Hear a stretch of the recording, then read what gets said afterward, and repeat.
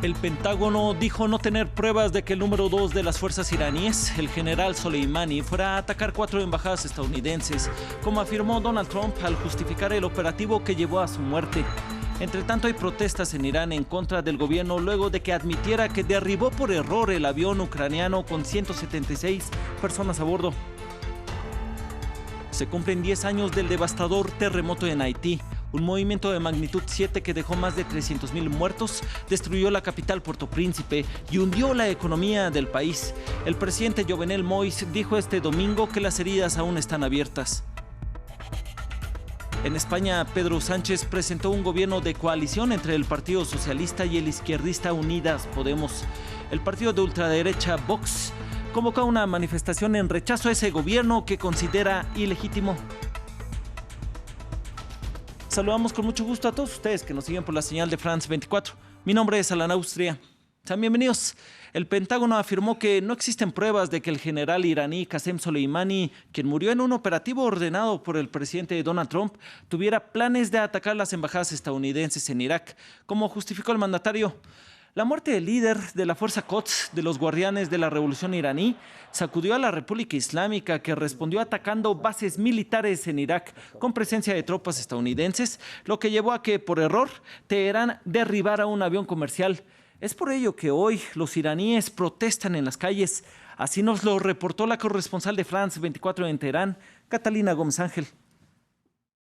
La ciudad estuvo militarizada desde tempranas horas de la mañana, especialmente en las universidades, donde hoy también se llevaron a cabo protestas, como en el día de ayer, donde los estudiantes reclamaban por la manera como procedió el gobierno para anunciar este derribo del avión de las aerolíneas ucranianas, donde murieron 176 personas, entre ellos la mayoría de ellos iraníes y muchos de ellos estudiantes como ellos. Esto se hizo mayor en las horas de la tarde, ya anoche, cuando cientos de personas intentaban llegar a la plazoleta Libertad o a Saidí de Teherán para cantar eslóganes en contra del régimen, como al final hicieron, durísimos. Se decía muerte al dictador, el enemigo está adentro, abajo a los mulás, pero esto con toda una gran represión. Decenas de fuerzas armadas, entre ellos milicianos basillis, como se conocen, antimotines y cualquier tipo de policía, trataron de reprimirlos con gases lacrimógenos y balas de goma. Se cumplen 10 años de uno de los terremotos más mortíferos de la historia, el que sacudió a Haití. Pero tras una década y miles de millones de dólares en ayudas, el país todavía no se recupera. La nación se ha enfrentado a otros desastres naturales, una epidemia de cólera y hasta violaciones por parte de los llamados cascos azules de la ONU. Hoy las autoridades encabezaron un acto de conmemoración a las víctimas y el presidente Jovenel Moïse dijo que las heridas aún están abiertas. Una década con heridas abiertas para Haití. 12 de enero de 2010. Un sismo de magnitud 7 devastó a una de las naciones más pobres del mundo y mató a 316,000 personas, según estimaciones del gobierno. Una abrumadora respuesta de ayuda internacional se movilizó, pero el progreso ha sido poco. Erlan Mitil es una de las sobrevivientes. Ella, al igual que muchos, sigue viviendo en casas temporales y sin acceso a los servicios básicos. Estoy paralizada porque no tengo dinero para ir al centro de terapia. Si hubiera un hospital aquí, podría ir a las terapias. Es difícil precisar qué ocurrió con el dinero, gestionado en su mayoría por ONGs internacionales, tras no confiar en las autoridades del país, considerado uno de los más corruptos del mundo. Nos conoce todo tipo de miseria. Por ejemplo, no hay escuela. Cuando llueve, el refugio no puede resistir el agua. Tenemos que quedarnos fuera y esperar a que pare de llover. La miseria nos envuelve. La nación se ha enfrentado a otros desastres posteriores, entre ellos un brote de cólera en 2010, introducido por miembros de los llamados cascos azules de la ONU, lo que dejó otros 10,000 muertos. En 2016, Naciones Unidas reconoció su responsabilidad y prometió ayudar a los familiares de las víctimas. Hasta ahora siguen esperando por una compensación. Además, un informe de la ONU reveló que sus fuerzas de paz violaron a más de 2,000 mujeres y niños. Desde 2019 hay una ola de protestas que exige la renuncia del presidente Jovenel Moïse, a quien acusan de malgastar fondos que debían ser utilizados en obras sociales y de no responder a demandas como el hambre y el desempleo. A pesar de la fuerte inyección de ayuda internacional, Haití sigue devastado y su recuperación aún está lejos por llegar. Y seguimos en el Caribe americano, pues en Puerto Rico se siguen registrando temblores de distinta intensidad tras el terremoto de magnitud 6,4 del pasado martes que dejó una persona muerta, miles de refugiados y un número todavía indeterminado de edificaciones dañadas. La cifra de desplazados por los sismos se elevó a 4.471 y las autoridades cifran las pérdidas materiales en $110 millones en una isla que aún intenta recuperarse de los daños que dejó el paso de dos devastadores huracanes en 2017. En otros temas, el presidente del gobierno español, Pedro Sánchez, presentó este domingo un nuevo gabinete, el primero de coalición desde el fin de la dictadura de Franco, y tendrá presencia del Partido Socialista y del Partido de Izquierda Unidas Podemos. Sin embargo, el Ejecutivo no la tendrá fácil, pues ya hay marchas en contra convocadas por la formación de ultraderecha Vox.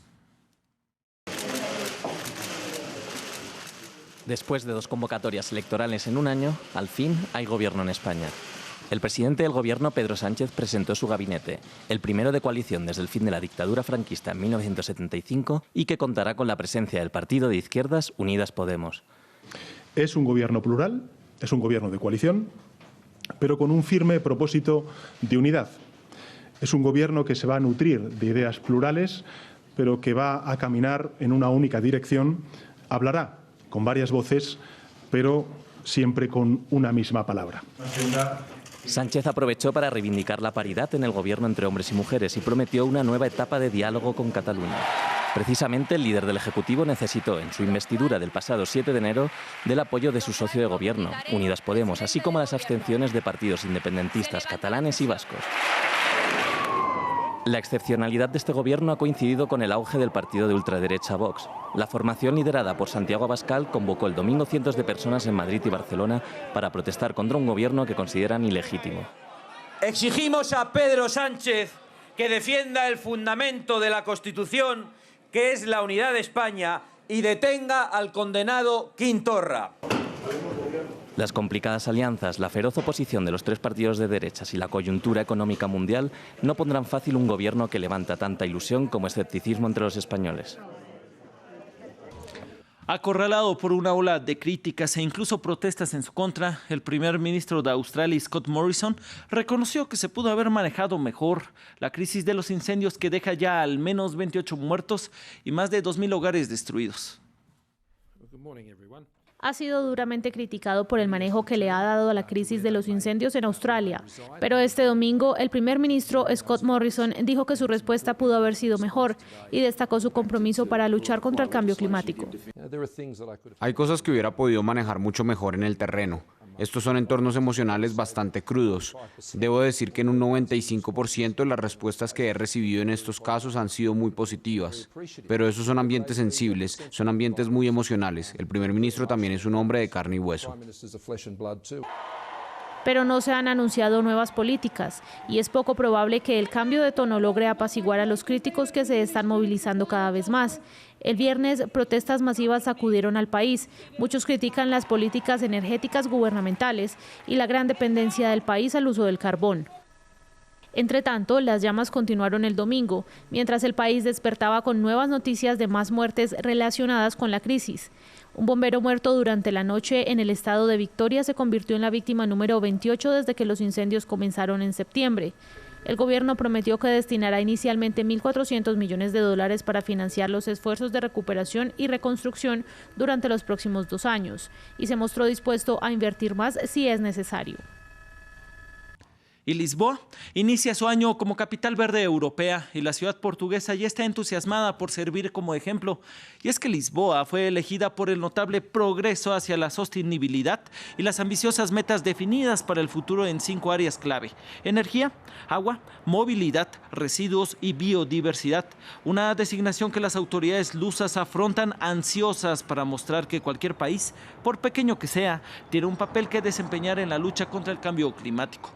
Los dejamos con estas imágenes, siga con más en France 24.